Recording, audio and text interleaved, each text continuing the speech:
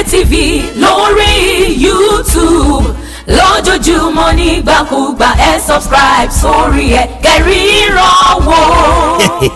a ò ní fojú wa rí ní tí ò dáa tá a bá fẹ́ wo múvì tàbí mísíkà tó jáde tó halẹ̀ tó mẹlẹ̀ títì tó stand out yàtọ̀ lórí YouTube DAMJAY TV ni ẹ kílíkì sórí ẹ lórí YouTube kẹ́ ẹ fojú ló ń jẹ ayọ̀ jẹ àwa kì í ṣe ṣá don't ever doubt it síbẹ̀ confam làwọn iṣẹ́ tó ń jáde lórí ìkànnì DAMJAY TV ó máa ń tẹ̀kì gan ni múvì lẹ fẹ́ wò ní tàbí fíìsìdì olórin ńláńlá bíi Life Olúayé K1 The Ultimate tó ẹ máa wọn múvì tá a gbé jáde báyìí bíi ọmọ olùṣọ́ ìyá àgàn ìbínú èrèlú ọmọ ọgbọ́n kákàdí ẹ̀ka dákẹ́ ni lórí ìkànnì wa DAMJAY TV bó ṣe ń lọ là ń tẹ̀lé ẹ ó máa gbádùn wa yàtọ̀ ẹ gbà bẹ́ẹ̀. DAMJAY TV lórí YouTube lójoojúmọ́ nígbàkúgbà ẹ subscribe sórí ẹ kẹ́ríran wò.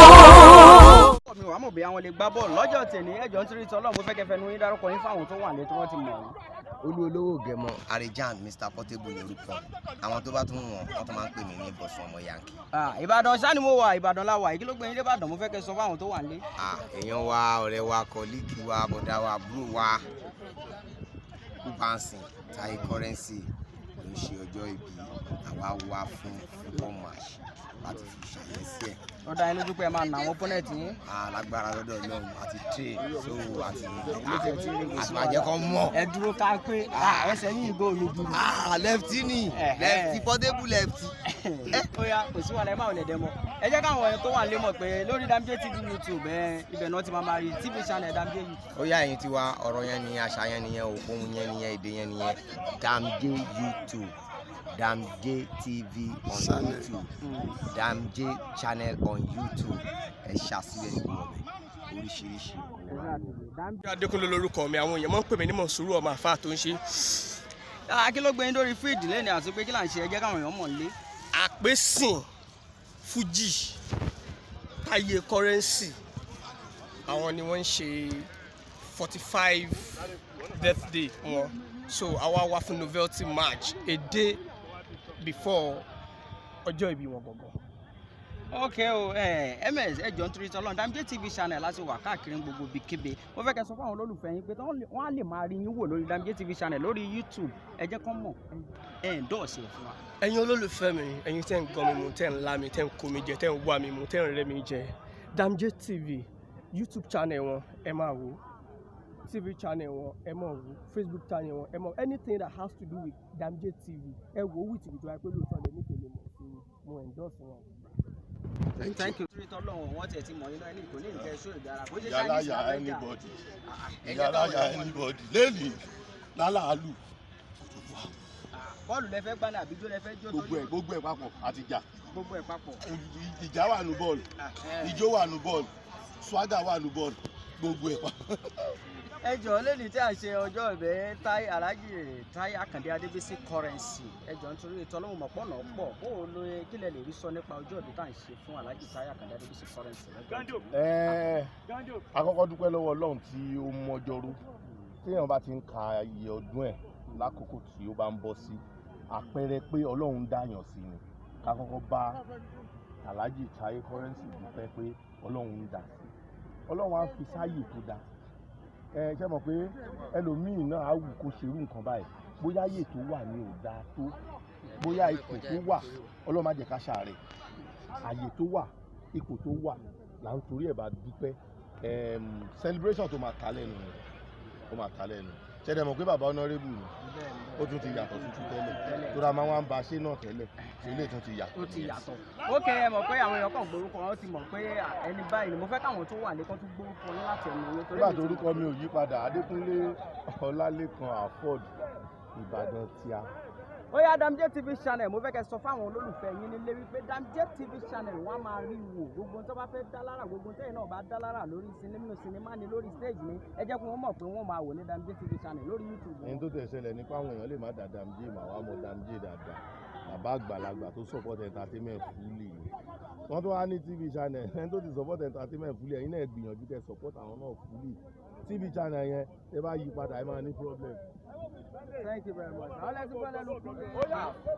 Ọ̀ṣẹ́ṣẹ́ àti rí pé ìkànnì àwọn àgbà ọ̀jẹ̀ àwọn tó yẹ pé olùdarí eré ni wọ́n àmọ́ bí àwọn ni wọ́n wà á darí fúbọ́ọ̀lù. Agbafiriyọyọ. Agbafiriyọyọ. Ẹjọ́ ti rí tọ́lọ́ ẹ jẹ́ káwọn èèyàn mọ̀ yín lé dáadáa jù báyìí lọ. Orúkọ mi ni Adébáyọ̀ Tìjání. Mo jẹ́ olùdarí eré orí ìtàgé. Ṣùgbọ́n ní báyìí ilé mo mú. Ilé lẹ̀ mú. Gọ́ọ̀lì tó péye. Kí lẹ ti ẹ rò pé a lè gbá lénìí pẹ̀lú ẹ̀yin àwọn opponent yín kí lẹ rò pé ẹ lè gbá. A máa nọ̀wọ́ jù. Ẹ nà wọ́n jù. Àwa tilétilé. Àwa tán. Kí lẹ rè sọ nípa tó gbé yín wá bí ní ṣókí fáwọn tó wà nílé. Bẹ́ẹ̀dẹ̀ ọ̀rẹ́ wa ni Taye currency gúbáàsì àpèsìwàn ó ṣọjọ́ bí lónìí ìgbọ̀dọ̀ ọdún kan ni àdàgbà dógbò kò ní ṣọ́kú ó ti dárí tó fáwọn òbí ẹ̀ kò ní dárí tó agbára ọlọ́run bá. Àbí ẹjọ́ tó rí tọ́lọ́ mo fẹ́ kẹ́ sọ fáwọn tó wà nílé wípé DAMJAY TV channel ló ti wà ń gbòòrò ẹ jẹ́ kí wọ́n máa wò ó torí pé ibẹ̀ náà ó ti máa rí gbogbo àrà tẹ́yìn náà bá dá. Ẹ̀yin ènìyàn mi ara ilé ara oko ọmọdé àgbà ọkùnrin obìnrin DAMJAY TV ní kẹ́ máa wò àwọn nǹkan jàǹkànjàǹkàn eré orí ìtàgé ni orin ni àṣà ni èdè ni DAMJAY TV lẹ́sìn rí ẹ máa wò keep watching on YouTube channel keep watching DAMJAY TV. wà pẹ̀lú ẹni tó ń pè ní Mr. Sport bọ́tẹ́bí òní dárúkọ wọn tán wọn lẹ́nu orúkọ láti mú ọjọ́ dárúkọ yín fáwọn tó wà ní. Orúkọ mi ni Alhaji Babatunde Saheed gbogbo àwọn èèyàn mọ̀ sí Mr. Sport aláṣẹ àtolùdarí Role Model Entertainment tó pákéjì bẹ́ẹ̀dẹ̀ Pasuma ń gbà yẹn Pasuma sí nìbàdàn tó àtúntò pákéjì ti Alhaji Taiwo Àkàndé Adébísí currency ìyẹn nìbàdàn náà. Ó wù mí kẹ́ ẹ fi lógò yín wọlé ọ̀rọ̀ tẹ́ ẹ̀ sọ ẹ̀ mò ń gbádùn ẹ̀ ṣùgbọ́n ẹ fi lógò yín wọlé fáwọn tó wà nílé nípa nǹkan tá à ń ṣe lẹ́nu ẹ jẹ́ kó mọ̀. À jẹ́ pé ká tún máa kíra wa kú dédé àsìkò yìí ní gbogbo bíkíbi tẹ́ ẹ ti ń láǹfààní àti máa gbọ́ wa ní Babatunde Saheed lórúkọ tèmi tí àwọn èèyàn mọ̀ sí Mr. Sport ẹ̀gbọ́n níbo ni wọ́n ń pè bí Ìbàdàn náà ń pè bí. Ó ga ó létí gbọ́ lẹ́nu wa yẹn ẹ rí i pé tí sọ̀rọ̀sọ̀rọ̀ àti sọ̀rọ̀sọ̀rọ̀ bá wà ìyàtọ̀ a máa wà níbẹ̀ ẹ jẹ́ káwọn èèyàn tó wà lé náà mọ̀ ìpè DAMJAY TV channel ó ti wà lórí YouTube wọ́n á lè máa rí oríṣiríṣi àrà àṣà èdè Yorùbá orin èdè Yorùbá àti wípé sinimá èdè Yorùbá bírò ẹ̀yin náà Mr. Sport gbogbo tẹ́yìn náà bá gbá ń bílẹ̀ ní ibẹ̀ ń wò tìrì ẹ̀ ń dọ̀ọ̀sì ẹ̀ fún wa. Tá a bá ń sọ̀rọ̀ nípa ẹ̀yà tó ní àṣà jùlọ ẹ mọ̀ pé Yorùbá ni ẹ̀yà tó ní àṣà àti ìṣe tó jẹ́ pé ó dùn ún wò ó dùn rí ó fetí gbọ́ Yorùbá ni DAMJAY TV ó wà ní online lórí YouTube ẹ lọ download ẹ lọ subscribe sí ẹ máa wò ó gbogbo tó ní ṣe pẹ̀lú àṣà àti ìṣe Yorùbá ó wà ń bẹ̀ ẹ mọ̀ pé DAMJAY gangan ẹni tó ń gbé àṣà àti ìṣe Yorùbá lárugẹ ni. Ẹ jọ̀ọ́ kí lẹ lè rí sọ nípa birthday tá a ṣe torí pé mo rí pé birthday Taye currency eléyìí tún méjì tìtì ó tún yàtọ̀ ẹ sọ nǹkan kan nípa ìfáwọn tó wà nílé. Ẹ ṣe rí Alhaji Taiwo Àkàndé Adébísí currency ó jẹ́ olórin tó gbajúgbajà táwọn èèyàn mọ̀ ńgbà tó rà jẹ́ pé ní nǹkan bí ọdún méjì sẹ́yìn a ṣe birthday fún Alhaji Wasiu Alabi Pasuma Wonder nìbàdàn bí náà ni pàṣíwàṣù nígbà yẹn ṣùgbọ́n ní báyìí ẹ rí i pé ti currency náà la tún ṣe yìí ẹ̀yin kò yẹ kó jẹ́ pé nígbà tí celebrity bá kú àbí tí ara wọn ò bá lè mọ́ láwa mọ́ ọmọ rírì wọn ẹ já celebrate ara wa ẹ rí i pé mi náà tí mo sọ̀rọ̀ lèmi náà lórí rédíò celebrity lèmi náà ṣùgbọ́n láti ti máa rántí ara wa ká máa celebrate ara wa ó jẹ́ nǹkan tó dáa púpọ̀ jù kò dìgbà bí àṣà ẹ̀gbọ́n wa Adéwálé Àyìbá ó ní kò dìgbà tá a bá kú ká tó mọ iye ara wa so Alhaji Taiwo Àkàndé Adébísí currency lójú ayé ẹ̀ láti celebrate ẹ̀ sìn gbàlá àti bẹ́ẹ̀ fún Alhaji Wasiu Alabi Pasuma Wonder ọ̀pọ̀lọpọ̀ àwọn ìràwọ̀ lọ́dẹ̀ ti gbórí wọ Ìbàdàn lọ́la ń sìn tá a máa ṣe gbogbo ẹ̀ gangan